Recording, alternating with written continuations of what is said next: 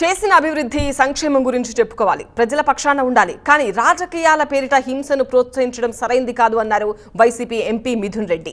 CM Jagan పై జరిగిన దాడిని ప్రతి ఒక్కరూ ఖండించాలన్నారు. అయితే దాడి ఘటనను ఖండిస్తాం కానీ డ్రామాను కాదని కౌంటర్ ఇచ్చారు టీడీపీ నేత సోమిరెడ్డి చంద్రమోహన్ రెడ్డి. ఇది ఖచ్చితంగా ఇదేం వ్యక్తిగత కారణాలతో ఎవరు ఈ దాడి చేయలేదు. ఖచ్చితంగా రాజకీయ ప్రేరిత బ్యాక్గ్రౌండ్ అయితే, రాజకీయ కోణం అయితే 100% ఖచ్చితంగా ఆయన్ని ఇంజర్ చేయాలని చెప్పి, ఆయన ఇబ్బంది పెట్టాలని చెప్పి ఖచ్చితంగా ఈ దాడి జరిగింది. లేకపోతే అంతమంది వ్యక్తుల్లో అంత పిన్ పాయింటెడ్ ముఖ్యమంత్రి గారిని టార్గెట్ చేశారంటే ఇది చిన్న విషయం కాదని చెప్పి కూడా తెలియదు. పొలిటికల్ బ్యాక్గ్రౌండ్ లేకుండా వాళ్ళని రెచ్చగొట్టి వాళ్ళ దగ్గర చేయించారనేది నేను డెఫినెట్గా భావిస్తాను. ఇలాంటి ఇన్సిడెంట్స్ అన్ని పార్టీలు కూడా ఖండించాలి. అంటే రాజకీయాలకు అతీతంగా ఎవరు కూడా, ఈవెన్ తెలుగుదేశం వాళ్ళు కూడా ఎవరు కూడా ఇట్లాంటి ఇన్సిడెంట్స్ జరగకూడదని మేము కోరుకుంటాం.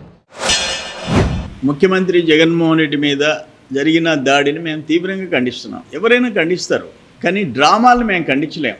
రాత్రి నుంచి ఇప్పటి వరకు ప్రతి క్షణం మంత్రులు చంద్రబాబు కుట్ర, ప్రతిపక్షాలు కుట్ర, ఇది ఏంది నాకు అసలు అర్థం కావటంలా.